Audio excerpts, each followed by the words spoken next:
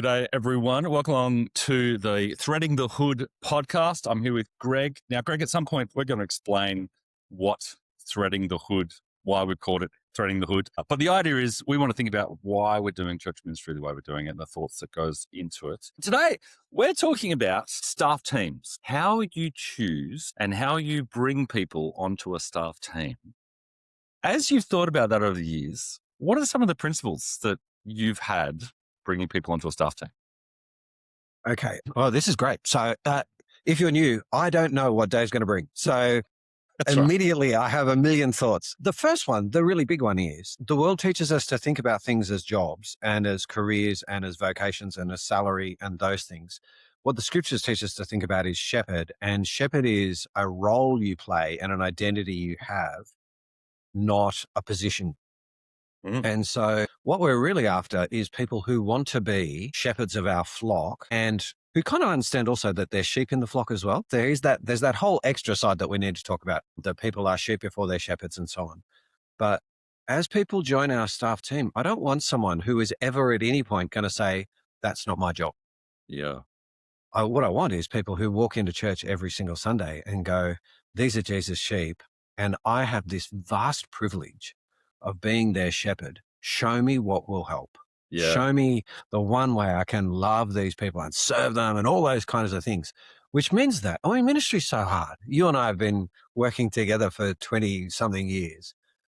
Ministry is so hard. Right. That is the hardest bit. Just working with me for 25 years. I thought you were going to throw me under the bus there. And so it asks us to do so many humiliating things. I was on the phone with someone. This is a fairly easy thing and not even necessarily humiliating, but I was on the phone with someone at 10 o'clock last night because that was the time that I could call this person, and I knew they needed to be called yesterday. And I'm getting ready for bed and I was like, oh my goodness, I better call them. And it turned out to be a lovely conversation, but you don't do that when you're an accountant necessarily. That's right. Yeah. And you're not going to do that because you get paid for it. You do that because this was someone I dearly loved. They wanted Jesus' sheep. And that's a principle that we want our ministry trainees to buy into, is the idea that this is not a different job. I'm not going from being an accountant or whatever to now I'm doing ministry.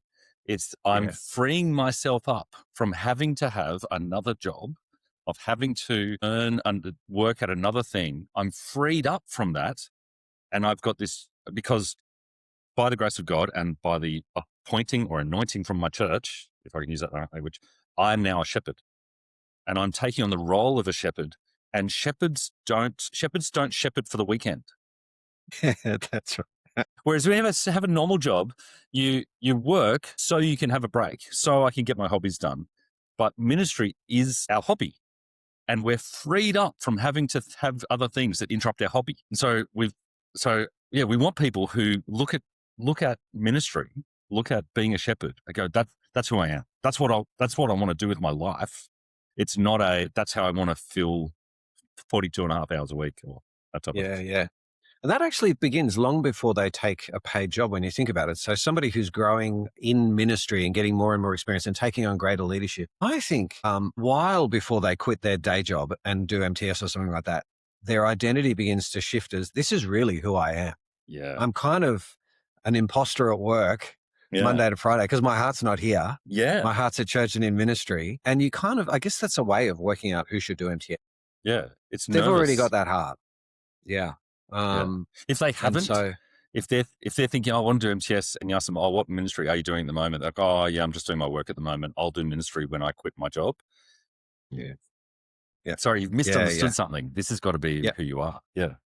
The way we pitch ministry roles to people in church affects this. So the temptation is to pitch it as a small thing. This is something to add into your week. And what we're saying is ministry is something you fit around the important stuff. Yeah. Instead of really what we should do is say, this is the most important thing that's going to happen in your week. It's huge that you lead this growth group. It's huge that you lead this kids ministry. We're going to ask an awful lot of you. Are you up to that? Are you up to this enormous privilege of shepherding God's sheep rather than going, look, it's a small thing so that you can do it? Yeah. Setting low bars for people. Yeah, low bar. So that's thinking volunteers. What does this mean for staff? As we're thinking about bringing like over the years, so like you've brought on over 50 staff. They're not all like as people moved on, but in total number of people who've come in and out of our team. Well, yeah. Well, when you add MTSs Yeah. as well, it ends up being maybe 130, Oh, yeah. 140 people we've hired. Yeah. Yeah. Yeah. We've had three big questions that I inherited actually from my pastor. Really? And I we've didn't know adapted this. and chosen. Yeah, okay. Yeah, nothing new under the sun. I inherited something similar to them. Okay. And so the three big questions I've always asked have been, do you want to join our church with me as your primary shepherd or as your kind of shepherd? Because everyone in church has to answer that question affirmatively if they're going to join. And the staff should be no different to anyone else there. And we do want all of our staff to go, I love our church. It's not just my place of work, it's my family, and I want to bleed for them. And we saw that a few years ago. Remember in 2017, we did a big building campaign. And on average, the staff gave far more than the congregation. The staff really bought in because they just so love church. Yeah. And it ties into that idea you mentioned before about we're shepherds before we're sheep. Sorry, we're sheep before we're shepherds. Yeah. Yeah. That we don't want people to jump on the shepherd team. We want them to think of themselves as sheep. We're all sheep of this family. Even you, you're a sheep of Hunter Bible Church. You're one of the flock as well. Yeah, that's even right. though you're leading it. I think the other ways we've seen this is when we've had various staff who've either had to step out of ministry for whatever reason. The vast majority, like they've stayed. They've gone, this is why would I change church? This is my church. I can't do the ministry job at the moment, but I wouldn't change church. Yeah. And that's just lovely. It's something That's very lovely beautiful, about that. Yeah. Yes, you've understood, and we've all understood. Yeah. It also helps in that it means that our staff don't see me as just their line manager. They see me as their shepherd. This is a bit of a contentious issue in that sometimes in ministry, when I'm chatting with other leaders, they'll say that there's this tension that exists between them being their staff's shepherd and there being their staff's line manager. Because as a line manager, I can sack you, and so while ever I can sack you, I'm never going to confess my sins. I'm never going to be vulnerable. And I'm like, well, if you're not going to be vulnerable to your shepherd, who do you want being your line manager? You want someone who loves you. You actually want to give people this sense that these two things aren't in tension. They work in beautiful harmony, that I am our staff's shepherd and they can look to me and they can confess to me and they can pray. We can pray together. We can share weaknesses together. That's exactly the person you want line managing you. Yeah, that's right. Yeah. And so, because it means that when I challenge one of our staff, they know it's coming from love. They know that I care more about them than I do about the job. So that first question has always been, do you want to be part of Hunter Bible Church with me as your shepherd? The second question we've said is, do you want to be part of our staff team with me as your team leader? Because when you think about it, the kind of team we want is one where everyone says, I'll carry the load of anyone else. I haven't got a job that I'm doing. I've got a team that I'm part of and a church that I'm part of. So that means we talk about it at the beginning of the year. Everyone's on the membership team. We get so many visitors, so many newcomers. We had 45 newcomers in a morning congregation the other morning. And the person who was running the newcomer ministry sent out this message to everyone going, help! And everyone just jumped in because we're just all part of the staff team. And people need at that point to see that I am their leader. Because even if there's a couple of people between us, they need to know that I'm going to go into bat for them, that I'm going to carry the can for their mistakes, and that I really want to, I value them as a team member. And so will you be part of our church with me as your pastor? Will you be part of the team, carrying the team's load together, in the trenches together, arguing it all out together? And before we move on, there's something great there. It means that people trample over the boundaries. Yes. Yep. When someone else isn't, not just when someone else is struggling, we jump in to help. When someone else is underperforming, people on our team feel like, look, I can go and challenge that guy. And he's not going to say, it's none of your business. Yeah. It's all our business. It's all, that's right. That sense of we're inviting people to join a team first, because it's kind of like saying, hey, join this basketball team. We're not talking about what role you're having on the team. We're talking about joining the team, and you bleed for the team. You die for the team. whatever the team needs, that's the job. And I think this is where that idea of that it's an invitation to join your team, because it's an expression, because you don't have a particular role. You are what's best for Hunter Bible Church. How do I shepherd this church? What does this church need me to be? And you're just inviting everyone else on the team to have the same mindset. Yeah. Like you've had to think Yeah, we about that can- yourself. Like Yeah, we who can you've chat had in a to bit be. about that tension between me just being another team member, Mm. but also me being the team leader, Yeah. and what that role entails. But yeah, we've always wanted that kind of team that the person who is in one area won't just look over there and say, well, it's not my business. I either don't have to care about it or I'm not allowed to interfere. Mm. We kind of wanted the team where everyone's like, that is not going well. Yeah. I can jump in and help, and I should jump in and help, and I should actually intervene. What we've realized is when the whole team does that, it means that I don't have to as much. Yeah. Yeah. So I think probably most of the slightly challenging, are you doing okay? That didn't go so well, did it? I think most of those conversations happen without me. Yeah. And It probably means sorry, go. which is good, because I think when it comes from the senior pastor, it can feel a bit heavy. Yeah, that's right. And so I wonder if what can happen, because we've got that mindset. Yeah. So we'll look across at each other. And so I might have a conversation with someone and they might say to me, hey, do you think that went well? And I go, I thought it was all right. And they go, no, it wasn't that great. Which means once I work it out with them and, oh yeah, help me understand why. And then I come to you and say, oh, Scott came and raised this thing with me and I think he's right. I think I didn't do it very well. All of a sudden, you're not the one bringing the issue to me. You're my support. You're my going, yeah, Dave, I was wondering if you saw that. Have you thought about what you're going to do next? And you aren't the one bringing the issue because the team's already brought the issue. You're the one bringing the help and support and going, or even sometimes going, really? I don't know. I think it's a bit harsh. I actually think that went really well. But there's a teamness there that has that identity. I think the other thing we've seen happen is we've had team members change roles because that's the job. So a couple of years ago when Pete stepped out of MAG and Sam was the mission guy and he came back from holidays. And the day he came back from holidays, we said, hey, Sam, you're the MAG pastor. And he's like, when? Like today, like this is your job. And we're like, he understood why. And he's like, okay, yeah, that's what church needs. And there's something wonderfully beautiful about that because it's what the team needs. It's not about what I was meant to do this. This is my thing and that type of thing. So we've all had to change roles.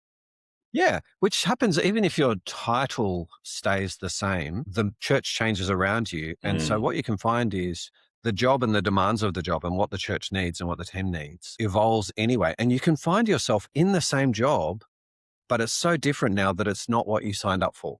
Yeah. I mean, that's your experience as well, isn't it? Yeah, that's right. Yeah. I loved when I did MTS. I loved one-to-one ministry. I adore it, but I don't meet with anyone in our church one-to-one anymore. That would actually be an unhelpful thing. Yeah. And so, my job kind of changed around me. And at that point, you go, well, what does our team need? What does the church need? We have to keep low fences there and just go wherever we need to go. Then the last question we ask people is, do you actually want this job for this year? Because having joined our church, having joined our team, this is the job that we actually have available at the moment. This is where the slot in our budget. And it might be that in a couple of years' time, we'll come to you and say, hey, we really need you to jump across there. Or you'll come to us and say, look, I really think I'm better suited to over there. And we have that conversation so that it's never us directing people. It's always much more relational than that. Yeah, collaborative. But it means that when you think about it, church changes relatively slowly. It grows incrementally, person by person. The team changes a little bit more quickly than the whole church does. Our jobs change annually, sometimes quarterly. And certainly that sense of we go through seasons in the church year. And so even if my job title doesn't change, at the moment, we're all in the mission. In January, we're all on the mission team because we had our big summer mission. Yeah. Now we're all in the membership team because people are joining. Pretty soon we'll go off to our mid-year conference. We're all on the maturity team. And so our jobs are constantly changing, even if the title stays the same. Yeah. And having that mindset, what does this mean? Sorry, let me go back. It means that we employ people on the basis of the second question, not the third. Yeah. Yeah. Yeah. Yeah. So, Yeah. Whether or not, so, and in fact, these days, more and more, I'd say we're employing people who don't particularly want the job that we're offering them at the moment.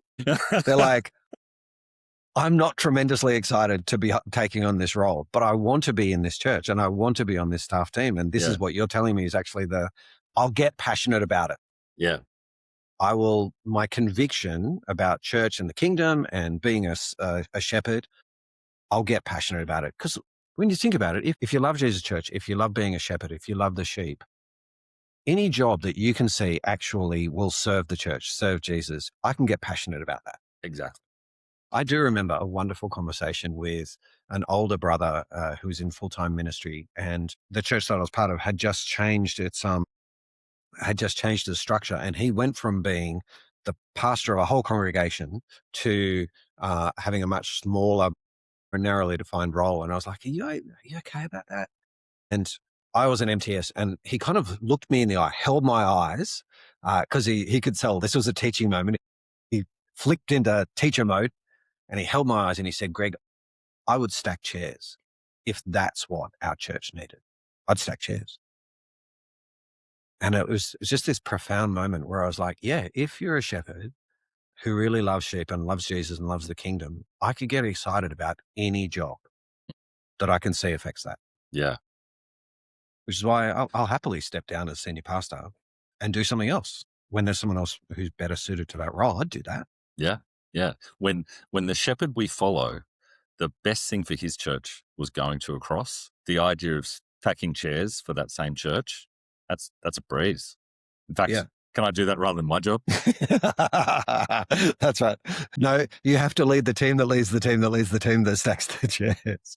This is a really key thing for when you're finishing college. So we Yeah. love MTS. We've had a lot of MTSs, and we really do believe in that beautiful training moment. But when you've done MTS and you've gone off to Bible college and you're finishing college and you're looking for a job, the last person I'll employ is the one who says, I'm coming for my training. I'm like, you've done MTS, you've done Bible college, you're coming to serve sheep. Yeah. And we're all doing that. Yeah. And it can be possible to make an idol of ongoing training. There just comes a moment where you go, ongoing training is lovely, but part of the ongoing training I have now is I'm just knuckling down to serve sheep. And I think when you finish college, look for a flock you can love and serve. Yeah. And, Yeah. the good training you get might be the training in humility. Isn't that what MTS is for? Yeah, that's right. That and Okay. stacking chairs. That's right. So this is not so much our context, but think about the maybe the person that's come out of college and they're an assistant minister. And there seems to be this kind of pattern that you're assistant for a while with the view of becoming a rector and almost always somewhere else. There's a bit of a tension there, isn't there? That you're kind of going, like, I don't want to use the word career development, but you're thinking long term. How do you handle that tension of the sheep in front of me while also I'd love to be the shepherd? I'd love to, if it's in God's plan, be the senior pastor. Yeah. How do you hold that tension? Yeah. My immediate thought is to bear in mind what I'm going to answer to Jesus for. So when I stand before Jesus, I don't think he's very likely to say, now, while you were there, you didn't spend enough time thinking about your career development and the next job in front of you. Why didn't you plan that in every week? But I think there is a chance that he would say, you were so caught up in what was the next step and where do you want to be in 20 years' time that you didn't do a good job of shepherding the sheep in front of you. Remembering that we're under shepherds, I think that means that if I was finishing college now, I would just, and this is what we did do, I'd just knuckle down and love the sheep in front of me. And I would allow a season of time to reflect on that later. So I might go, I'm going to be here for 3 years or 4 years or 2 years, whatever it is. It's not until 18 months in or 20 months in that I'm even going to ask the question of where to next. Just going to put that out of my head. Then I'm going to ask it really intensively, and I'm going to not let it be a distraction for that long period of time. Then I'm going to do a good job of it. Mm, rather than constantly be allowing myself to think, oh, there's a vacancy over there. Oh, there's that job mm, over there. Oh, what could I do? And oh, what would I do in my next job? mm, The sheep in front of us really deserve our our 100% focus. mm. And so Yeah. for me, that's how I would handle the tension. Mm. Jesus is going to hold me to account for one, not the other. Yeah. Yeah. I mean, so switching back to kind of in our space, we kind of said, we have said to our staff, hey, unless something unusual, unless something really out of the box, will you make this your life's work? So we've invited people to this church, this team, long term. Why is that? Yeah. Yeah. In fact, probably what I would say is unless someone is willing to consider that and to love that idea, I would not. If someone said, I'm going to go in 3 years, unless it was deliberately set up as a training position where you're going to go in 3 years, uh, I wouldn't hire them because it takes quite a long time for people to build relational capital in a ministry. And if you're constantly losing someone, your key leaders, every 3 to 4 years, you're just hindering the growth of the church. And we actually want the church to grow. We want what's best. And shepherd who really do hunker down and just love the sheep, I think is what's best. And so, yeah, we'll say, here is my ideal. My ideal is that you're going to be in this church for the next 30 years. You might go as a missionary. And in fact, we've had a number of staff Yeah. go as missionaries. And we were like, more power to you. Love that. Never Yeah. never Yeah. going to argue against The mission kingdom is service. always bigger than us. And so we always want to Yeah. rejoice in that. Yeah. Yeah. But I don't want us to be the stepping stone for you to then move on to somewhere more impressive. I want this to be something that you go, yeah, this is the bride of Christ. Yeah. This has the nobility of being Jesus, God's household and Jesus' flock. And if I can, this will do me Mm. for the rest of my life. Mm. There's a humility to that. Again, I remember a wonderful missionary who was a Bible translator. And I said to him, Ross, yeah, you spend your whole life translating the Bible for 300 people. Is that really strategic? What a putz. And Ross just said to me, Greg, you're a slave. What's your life worth? You have the privilege of working for the master. 300 people or 300,000, it's irrelevant.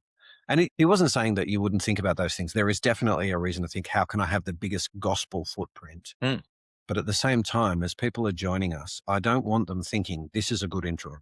I want them thinking this church has the nobility by virtue of being Jesus people that I could spend the rest of my life here quite reasonably and well.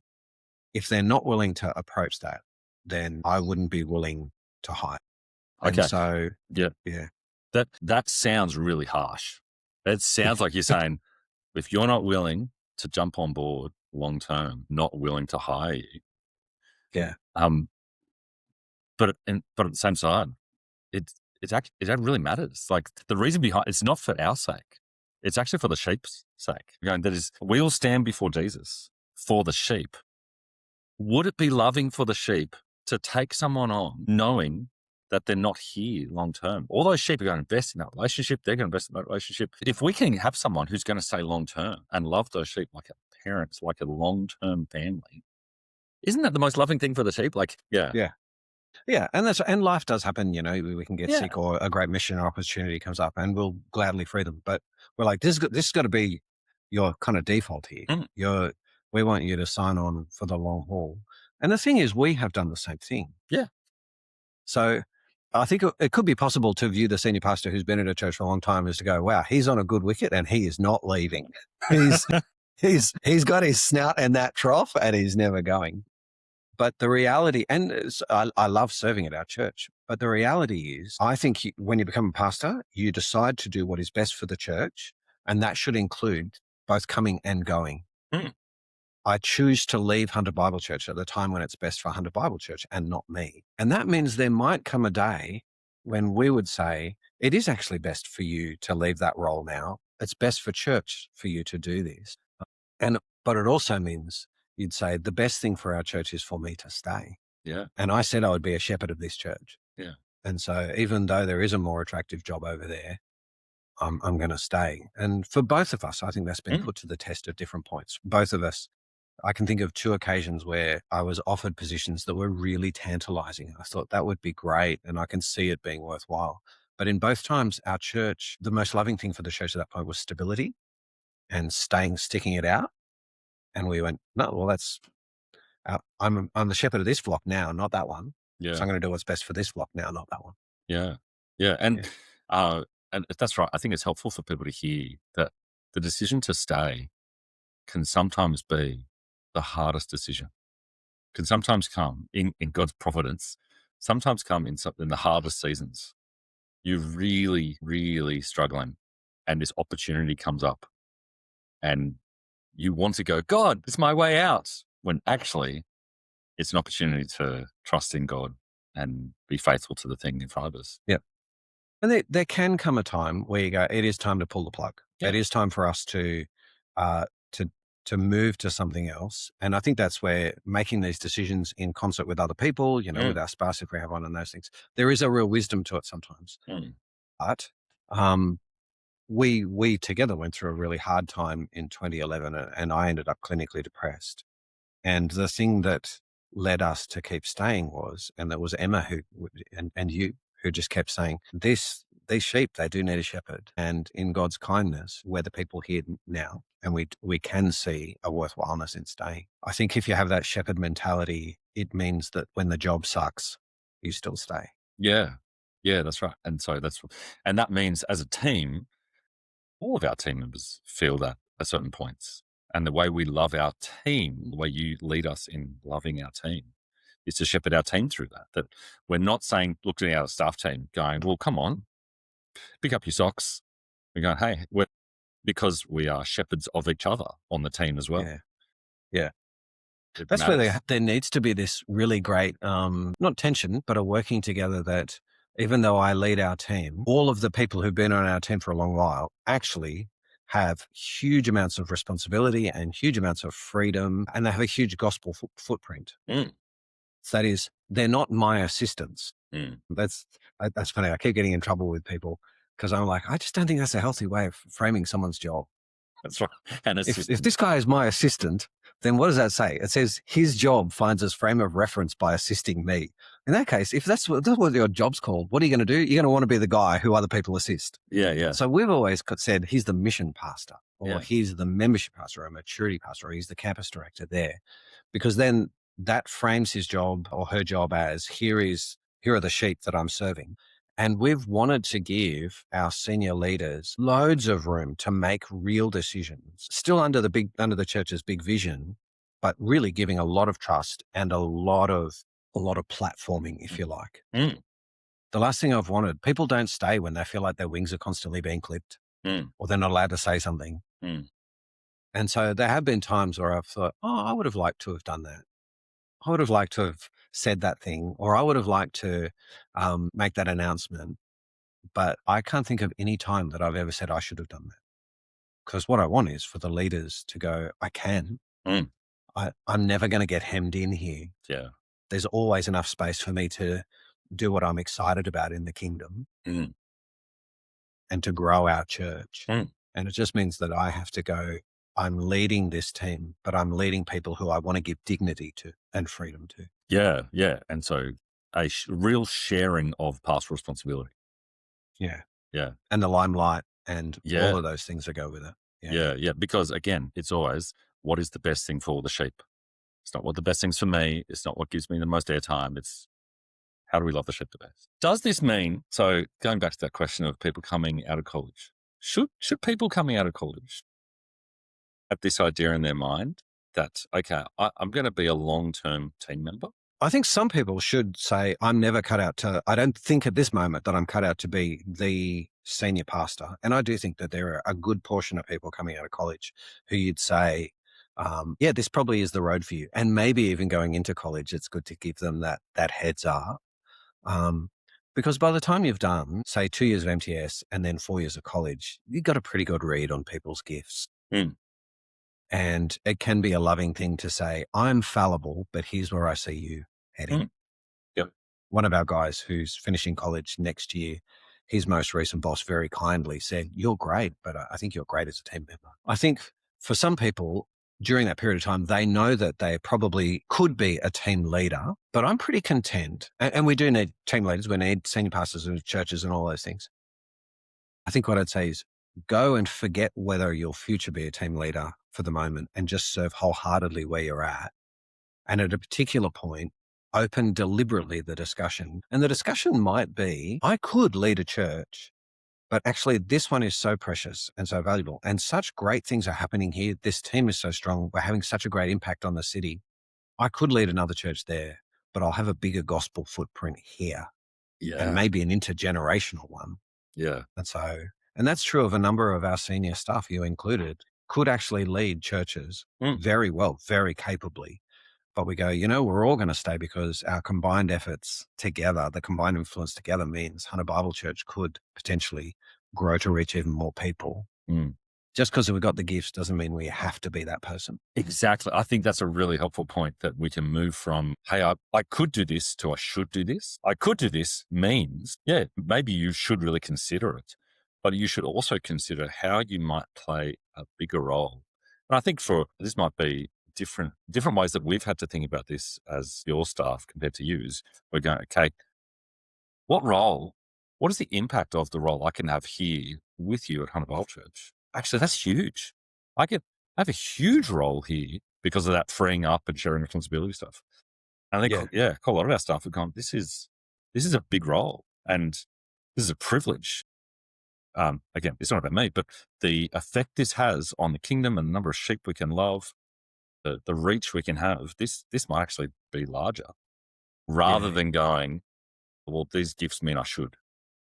Yeah. Or like where we started right at the very beginning was, it's about shepherding sheep. If I view ministry as my career, then naturally the only really successful career is you become a senior pastor. That's if right. it's viewed that way. Yeah. If I view myself as a shepherd, then I'll actually be a successful shepherd wherever I'm faithful to loving the sheep and that fits my gifts and I'm doing good ministry. Yeah. Which is why I think, as thinking as the leader of the team, I never want our senior guys to feel like there is a door or a ceiling above them or a door through which they can't go. I kind of want them to go, I'm part of something that's great, that has dignity because it's Jesus' church. And I'm doing really good ministry and I can see there's great fruit. I don't need to go over there to get something more. Yeah. Yeah. I don't have this need in me to either fulfill potential or to climb the ladder. There's no ladder, it's a flock. So. Okay, which leads to this. I'll make this the last question in this Threading the Hood podcast. Once you've got them on the team, what particularly do you feel is your responsibility? As you've got these people and they've committed to the team, they're sheep in the church, they're committed to this team that's going to work together. They've gone, under God, this is a long-term thing. What's your role with them? Yeah, I think early on when someone joins the team, if they're joining our senior team, there is a little bit of coaching and line management. So it's okay, we've given you're new in this job and you're new in our senior team. And so I am going to sit next to you and my hand will be partly on the steering wheel. Over the course of time though, none of our senior guys need that anymore. Really what I become is more and more their shepherd, and the conversations I'm having with them are the conversations about how marriage is going and how children are going. And towards the end of the meeting, I'll say, so we had these goals that came out of staff conference and you've got these teams and these programs. They're actually going right, aren't they? What do you need to tell me? Yeah.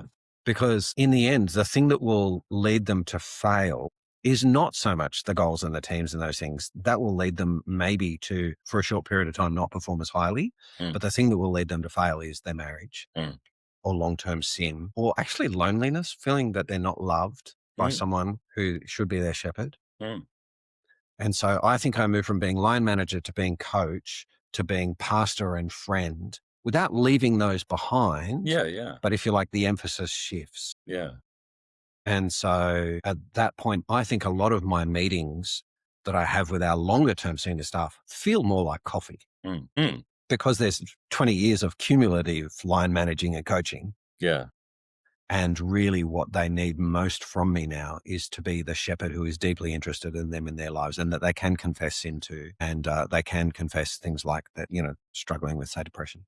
Or even struggling with work, or they feel like they've dropped the ball, or they can bring those things to you. And it's both line manager and shepherd going, hey, I'm struggling doing this part of my job. Yeah. Can we talk about that? Not Yeah. simply with a line manager mindset, but here's my teammate, my team captain going, yeah, let's work together. Let's make it happen. Yeah. Yeah. Yes. One of the things that a while ago, it occurred to me that I was doing this instinctively, but I needed to write it down. And that is, I think in the first 2 minutes of every meeting I have with one of our senior staff, one of our because it could be a key leader.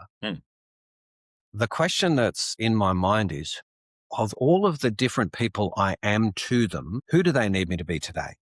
So for every one of our key leaders, senior staff, I play a bunch of different roles in their life. I'm their shepherd, I'm their coach, I'm their mentor, I'm their line manager, I'm a confidant, I'm a friend, I'm, if you like, a counselor, I'm a sounding board. Sometimes they just need a sounding board. I'm playing a bunch of different roles. And given the moment that we're in, who do they actually need me to be today? Because it could just be that they need me to be their friend. Yeah. It could be that they need me to be the coach helping them through this situation. They could be they need me to be the line manager who says, come on, get going with this. And I think for a long time, instinctively, I just kind of went, this is who they need me to be. I wasn't even conscious. And then someone asked me why my meetings were so different with my different staff. I was asking. Yeah. Okay. There you go. And I was like, and I think I might have just said naively, it's because that's who they need me to be today. Yeah. Yeah. And I remember that conversation. Yeah. Some of us would need to do that really mechanically, concretely, consciously going, okay, I've got these 6 roles. Who do they need me to be? And it would need to be other people I think are very intuitive, but I think what good leaders do and what we're trying to become good leaders, what good leaders do is be the person that the one they're meeting with needs them to be today, not wants them to be necessarily, but needs them to be. That's right. Yeah. And so I think that's exactly right. So there's an intuitiveness there of thinking of being other person. It's just being other person centered, isn't it? Yeah, that's right. It's just going, oh, what's going on in this person's life? Let me make myself less, think about them more. What do they need? And in this current circumstance, who am I to them? I think you just threaded the hood there, to get to that other person centeredness idea. Yeah. Because you can imagine at a particular time in life, the senior pastor or the leader at this point could be overwhelmingly concerned with, have to get to the goal. And the guy's going, I'm trying to confess to you that I'm addicted to porn. He's like, but we have to talk about the goal and the project. And you're like, whereas what we really need to do is be attentive to what they actually need from us. That's right. I remember one catch up with one of our staff where I was like, we've got these things, we are behind and I need to move into writing this person. And we're 5 or 10 minutes into the meeting. I'm like, sorry, come on, can you just focus on this with me? And they said, oh, sorry, Dave. I didn't mention, we've just been in an emergency with our 3-year-old all night and I've just come straight from the hospital. Oh, okay. I've completely failed here. Let's talk about that. Stellar. Yes. Yeah. Those beautiful moments where you go, I am a schmuck. I'm such an idiot. Yeah, that's what I think. So that's individually. What about as a staff team? When you get the team together, how do you do that for a team of 15, 20 people? Because you can't be what they all need to be. What is on your mind when you get all those people together? Think this is my team. Yes. So the first thing that is consciously in my mind is these are the sheep that Jesus has placed me among, and I am all of their shepherd, which immediately means that I stop thinking about how can I get them to do more, and I start thinking about how can I love them more. So as I'm driving onto site each day, I'm reminding myself, remember you're their shepherd, and remember to stop and ask people how they're going. I'm reminding myself that my mood has an outsized impact on the whole team. So get your head in the game. Don't walk in grumpy. I remember us talking about this years ago. Yeah, like a family. When the dad walks in and grumpy, everyone knows. Or when mum walks in on edge, everyone feels it.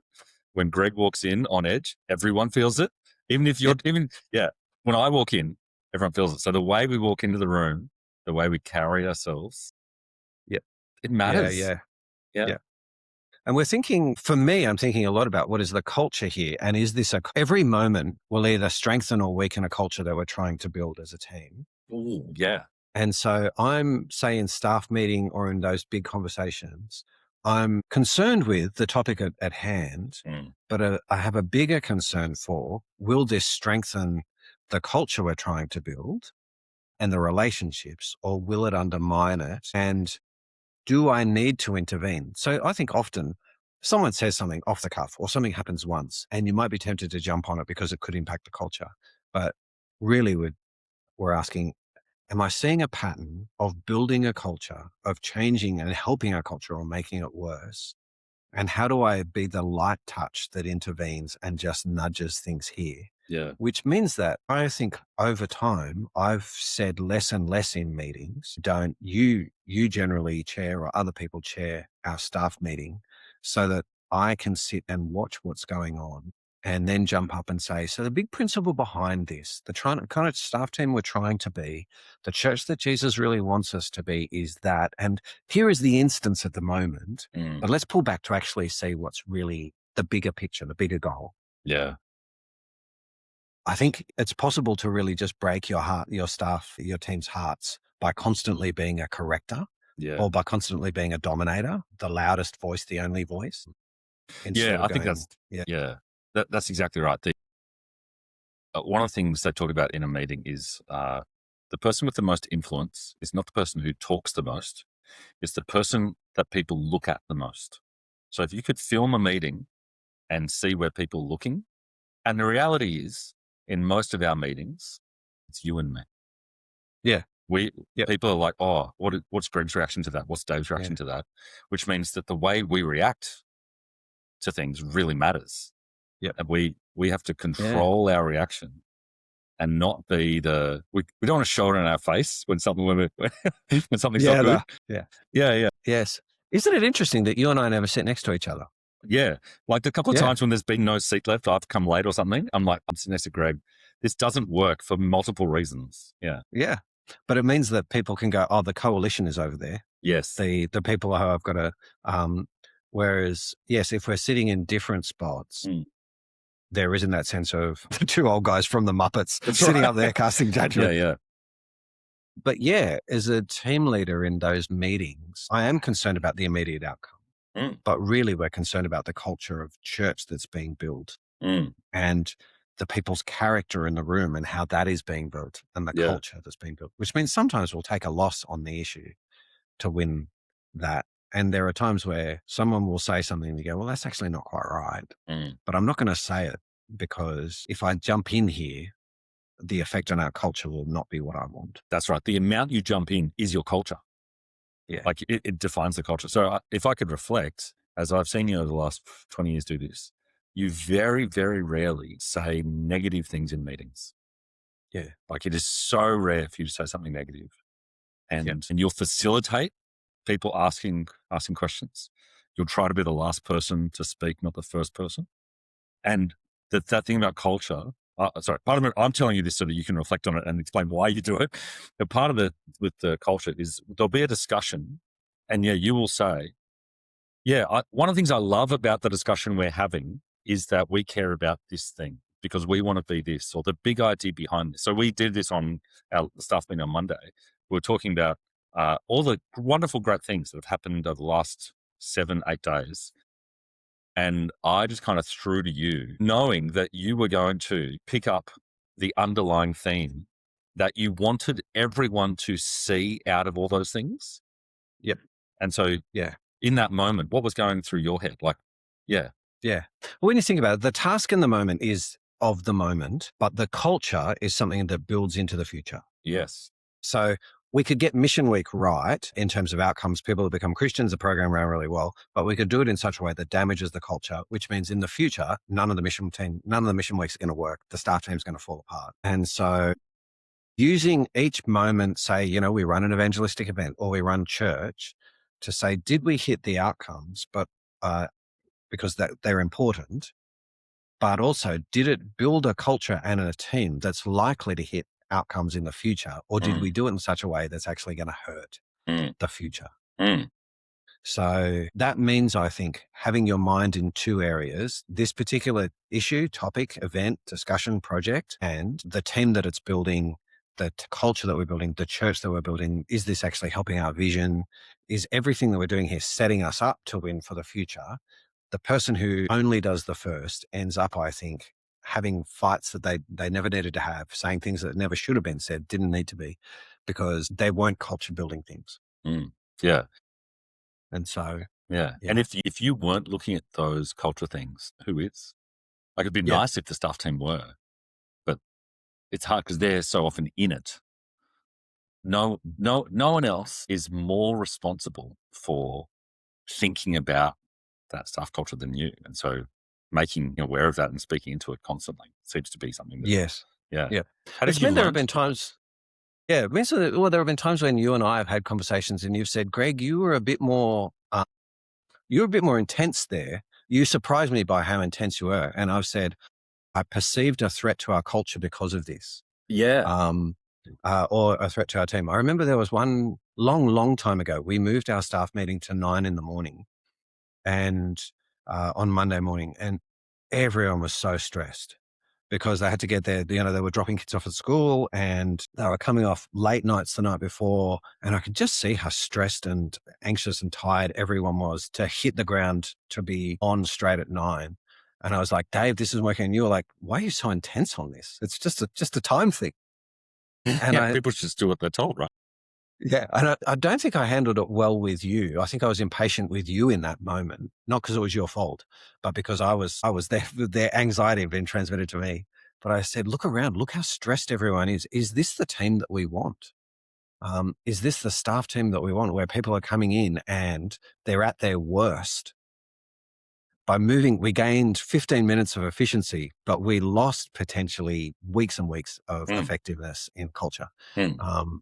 And so, yeah, there have been moments, I think, where you and I have had that conversation where you're like, Greg, why are you so, you're really overly invested in this, aren't you? Yeah, And I've yeah. gone, And I think that shows something about you, actually, because you are so intuitively driven. Like, you feel, oh, there's a cultural thing here, and then often the thought, the realization, like you'll work out why. Why am I feeling like this? Oh, I'm feeling like this because of this thing. You'll notice it, which is harder for other leaders if they're not intuitive, yeah, yes, but they yes, still my need to great do it. weakness. Yeah.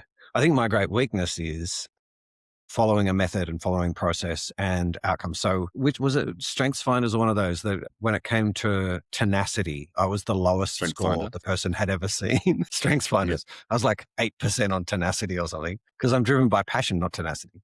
Yep. And so I'm weak in some of those other areas because none of us actually are superheroes. But probably what I have found easier is to say, intuitively, I'm seeing something here. Let me pull back. What of my values is this tying into? What is it building as a culture and those things? And then I've usually had to go to somebody else, someone like you, to work out how are we going to move forward? What are the practical Yeah. steps that have to happen? Yeah. Because I'm less strong there. I can do it, but I'm much less strong there. And this is where, this is not just a senior pastor thing. So I'd say all of our M pastors all have to do that same cultural thing with their own teams. So our senior pastors, they're leading teams of hundreds of people. They have to care about the culture in their team. So they've got to think about these things. This is not just the senior pastor does this. Yeah. A growth group leader needs to be thinking about both the study and the group. Yeah. How is this maturing the whole group? How is this helping the group to become more trusting, more confiding, not just answering the questions in front of me? That's right. The moment at hand, the task at hand, but also the people that are being built it's a pretty key thing for everyone. The culture's actually a big part of the outcome we want for everything. Yeah. This is good. That's right. It drives everything. Yeah. Yes. Yeah. This is good. So we've been threading the hood with Greg. Well, it'd be interesting to think about the next part of staff teams and how we do staff teams the next one. But thanks so much, Greg. This has been good. It's been fun.